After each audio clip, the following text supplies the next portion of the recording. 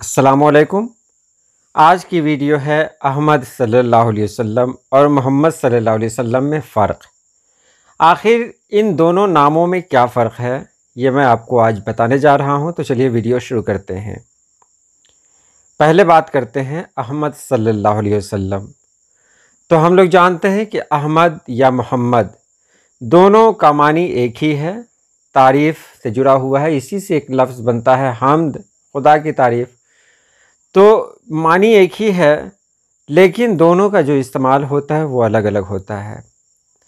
وہ کہاں ہوتا ہے؟ تو احمد کے بارے میں پہلے بات کریں تو احمد ایک ایسا نام ہے جس کا استعمال آسمان میں ہوتا ہے، چاہے وہ آپ صلی اللہ علیہ وسلم کی پیدائش کے پہلے کی بات ہو یا پھر آخرت کی بات ہو۔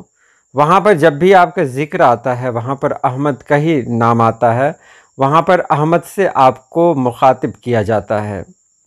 تو احمد جان لیا کہ احمد کا ذکر ہے وہ بہت خاص حد تک سمٹا ہوا ہے، تو یہ خاص نام ہے، خاص۔ اور اب بات کریں گے محمد۔ تو محمد ایک عام نام ہے نبی پاک صلی اللہ علیہ وسلم کا، یہ دنیا اور آخرت ہر جگہ استعمال ہوتا ہے۔ ہمارا کلمہ بھی ہے لا الہ الا اللہ محمد الرسول اللہ، تو یہاں پر بھی آپ نے دیکھا محمد کا نام آیا ہے۔ تو محمد ایک کامن نام ہے جو زمین پر بھی استعمال میں ہے اور آسمان میں بھی اس کا استعمال ہوتا ہے۔ تو امید آپ نے جان لیا ہوگا کہ یہ دونوں نام بہت کامن ہیں، لیکن اس میں زیادہ استعمال محمد کا ہوتا ہے۔